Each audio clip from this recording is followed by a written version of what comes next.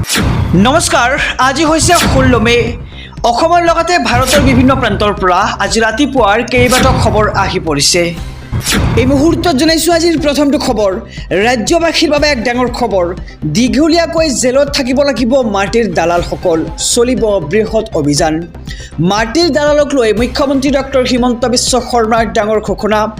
মাটিৰ দালালক লৈ পুনৰ সকিয়নি মুখ্যমন্ত্ৰী ডক্টৰ হিমন্ত বিশ্ব শৰ্মাৰ। কোনো মাটিৰ দালাল হাৰি যাব নোৱাৰিব। এতিয়াৰে পৰা মাটিৰ দালালক NSAত গ্ৰেপ্তাৰ কৰা হ'ব। আৰু ইতিমধ্যে 2-3জন মাটিৰ দালাল গ্ৰেপ্তাৰ কৰা হৈছে। ইতিমধ্যে দীঘলীয়াকৈ জেলত যাব লাগিব সকলো মাটিৰ দালালে। আৰু কচুতলিত কেইটামান মাটিৰ দালাল আছে যিয়ে মানুহখিনিক মাতি আনে আৰু সেইকেইটা দালালকো শীঘ্ৰে কৰা হ'ব গ্ৰেপ্তাৰ। এনেদৰে মুখ্যমন্ত্ৰী ডক্টৰ হিমন্ত বিশ্ব শৰ্মাই মাটিৰ দালালসকলক দিছে কঠোৰ সকিয়নি। মাটিৰ দালালক পুনৰ সকিয়নি মুখ্যমন্ত্ৰী ডক্টৰ হিমন্ত বিশ্ব শৰ্মাৰ। কোনো মাটিৰ দালাল হাৰি যাব নোৱাৰিব। এতিয়াৰ পৰা মাটিৰ দালালক NSAত গ্ৰেপ্তাৰ কৰা হ'ব এতিয়াৰ পৰা। এই মুহূৰ্তত জনাইছোঁ আজিৰ দ্বিতীয় নম্বৰ খবৰটো। 20 কোটি মুছলমানে পাব সকাহ। সাজু হৈছে অধিবক্তা কপিল চিব্বাল। খন্তেক পিছতেই আৰম্ভ হ'ব ৱাকফ সংশোধনী আইনক লৈ উচ্চতম ন্যায়ালয়ৰ চূড়ান্ত শুনানি। খন্তেক পিছতে ৱাকফ আইনক লৈ উচ্চতম ন্যায়ালয়ত হ'ব শুনানি। 20 কোটি মুছলমানে পাব পাৰে আজি সকাহ। চৰকাৰী পক্ষক প্ৰশ্নৰে থকা সৰকা কৰিবলৈ সাজু হৈছে অধিবক্তা কপিল চিব্বাল। অধিবক্তা কপিল চিব্বালে সাজু কৰিছে কেইবাটাও প্ৰশ্ন। ৱাকফ সম্পত্তি কেৱল মুছলমানৰহে সম্পত্তি। ৱাকফ সম্পত্তি মুছলমান ধৰ্মীয় অধিকাৰ বুলি কপিল চিব্বালে কেইবাটাও প্ৰশ্ন সাজু কৰিছে। আৰু ৱাকফ বা ইউজাৰক লৈ আহিব পাৰে ডাঙৰ নিৰ্দেশনা। এনেবোৰ প্ৰশ্ন লৈয়ে চৰকাৰী পক্ষক থকা সৰকা কৰিব অধিবক্তাগৰাকীয়ে। আৰু খন্তেক পিছতে ৱাকফ আইনক লৈ উচ্চতম ন্যায়ালয়ত হ'ব চূড়ান্ত শুনানি। আৰু 20 কোটি মুছলমানে পাব পাৰে আজিৰ দিনটোত সকাহ। আজি হৈছে 15 মে।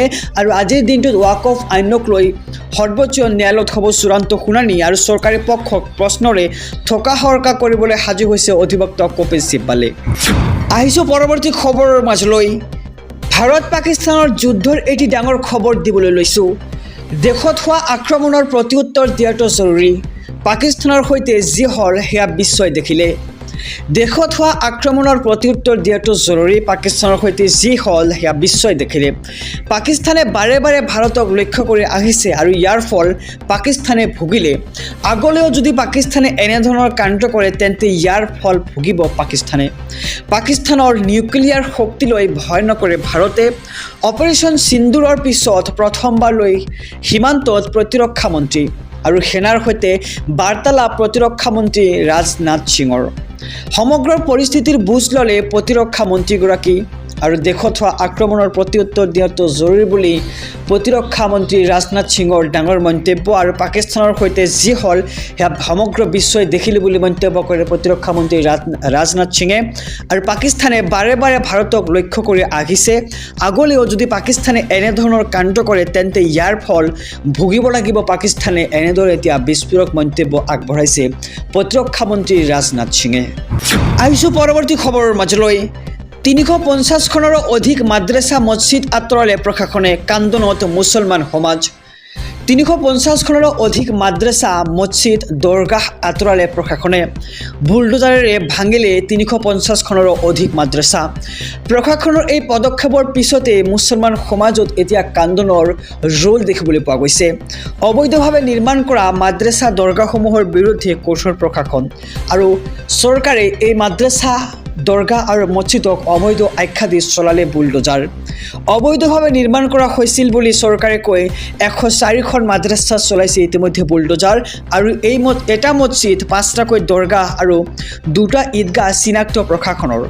উত্তৰ প্ৰদেশ চৰকাৰৰ এই বৃহৎ সিদ্ধান্ত। আৰু 350খনৰো অধিক মাদ্ৰাছা মছজিদ দৰগাহ আঁতৰালে প্ৰশাসনে। বুলডোজাৰেৰে ভাঙিলে 350খনৰো অধিক মাদ্ৰাছা। আহিছোঁ আন এক খবৰৰ মাজলৈ। ভাৰতে প্ৰতিশোধ ল'ব। মোদীৰ ওপৰত মোৰ বিশ্বাস নাই। জেলৰ পৰাই পাকিস্তানক সাৱধানবাণী পাকিস্তানৰ প্ৰাক্তন প্ৰধানমন্ত্ৰী ইমৰান খানৰ। ভাৰতে প্ৰতিশোধ ল'ব, মোদীৰ ওপৰত মোৰ বিশ্বাস নাই। প্ৰধানমন্ত্ৰী নৰেন্দ্ৰ মোদী কোনো কাৰণতে বিশ্বাস কৰিব নালাগে বুলি পাকিস্তানৰ প্ৰাক্তন প্ৰধানমন্ত্ৰী ইমৰান খানৰ সাৱধানবাণী।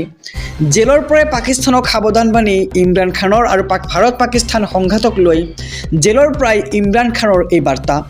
জেলৰ পৰাই পাক চৰকাৰক সকিয়নি পাকিস্তানৰ প্ৰাক্তন প্ৰধানমন্ত্ৰীগৰাকীৰ। আৰু ইমৰান খানৰ সামাজিক মাধ্যমতে প্ৰকাশ পায় এই বাৰ্তা। আৰু ভাৰতে প্ৰতিশোধ ল'ব, মোদীৰ ওপৰত মোৰ বিশ্বাস নাই আৰু প্ৰধানমন্ত্ৰী নৰেন্দ্ৰ মোদীক কোনো কাৰণতেই বিশ্বাস কৰিব নালাগে পাকিস্তান চৰকাৰে। আৰু জেলৰ পৰাই পাকিস্তানক সাৱধানবাণী পাকিস্তানৰ প্ৰাক্তন প্ৰধানমন্ত্ৰী ইমৰান খানৰ। ভাৰত পাকিস্তান সংঘাতক লৈ জেলৰ পৰাই ইমৰান খানৰ এই বাৰ্তা। আহিছোঁ আজিৰ শেষৰ খবৰটোৰ মাজলৈ। ৰাজ্যৰ সেনাবাহিনীৰ পৰিয়াললৈ পৰিবহণ বিভাগৰ সন্মান। সেনাৰ পৰিয়ালক ঘৰতে প্ৰদান কৰা হ'ব এইসমূহ সুবিধা। এই মুহূৰ্তৰ খবৰ জনাইছোঁ সমগ্ৰ দেশবাসীক। ৰাজ্যৰ সেনাবাহিনীৰ পৰিয়াললৈ পৰিবহণ বিভাগৰ বিশেষ সন্মান।